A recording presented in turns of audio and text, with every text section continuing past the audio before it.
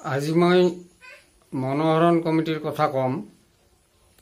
চৰকাৰে জানে নে নাই 1996 আৰু 1993 চনত মুঠ 7606 জন শিক্ষক নিযুক্তি হৈছিল, কিন্তু একমাহমান পিছতে পোষ্টখিনি চৰকাৰে ইলিগেল বুলি কৈ দিলে।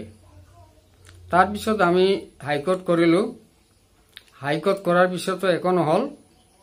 পিছত কেবিনেট ডিসিশন কৰি 2006 চনত আমাক ৰেগুলেশ্যন কৰি দিয়ে। এই 2006 চনত ৰেগুলাইজেশ্যন হোৱাৰ কাৰণে আমি নিউ পেঞ্চনত পৰিলো, আৰু নিউ পেঞ্চনত পৰি আজি আমাৰ যিটো লটি ঘটি হৈছে, ফুলে পাচিয়ে নধৰা। আমাৰ বাহিৰ আৰু বেলেগ বিভাগত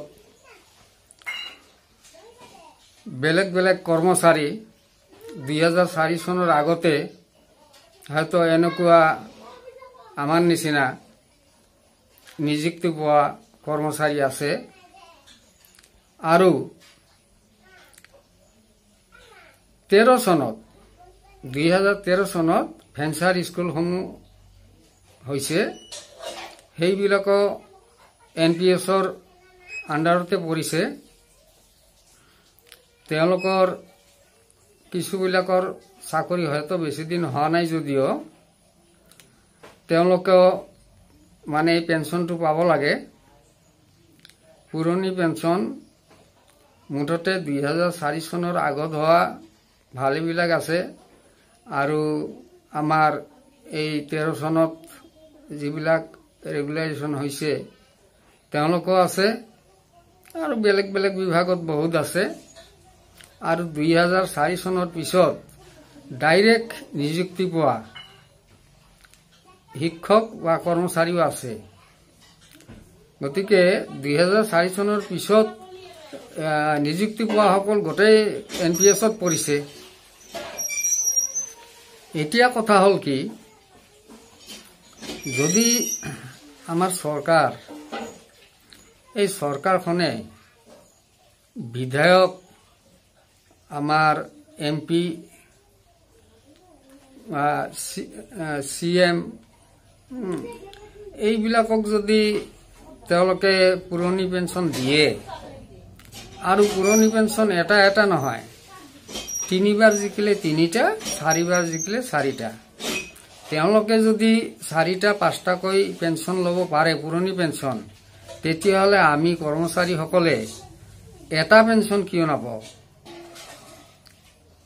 আমি কিয় 1044 টকা, 1200 টকা, 1844 টকা এইখিনি পাই আমি এই বৃদ্ধ বয়সত আমাৰ বেমাৰ চিকিৎসা কৰিম নে সংসাৰখন চলাম নে কি কৰিম?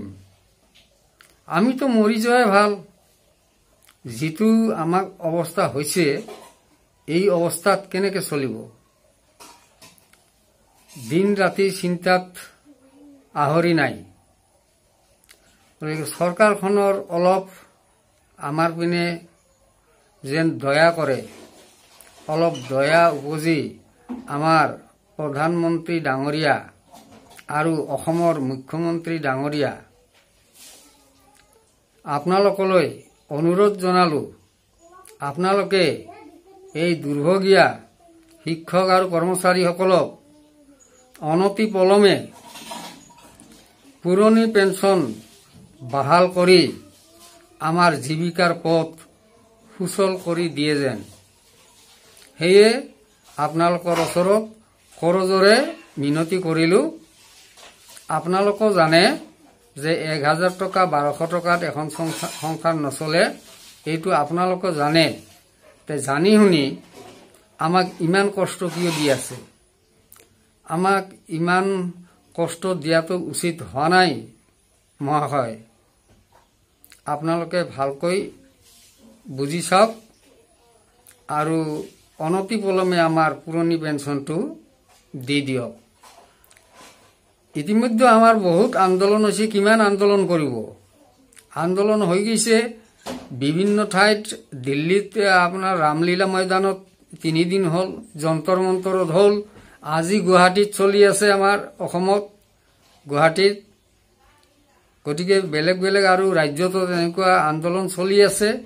কিমান আন্দোলন কৰিব? আন্দোলন কৰিলেও যদি আপোনালোকে নুবুজে আমাৰ মনৰ ব্যথা বেদনাবিলাক যদি নুবুজে, তেতিয়াহ'লে কি ক'ম? আমিওতো মানুহ, আমি মানুহ হৈ জীয়াই থাকিব লাগিব।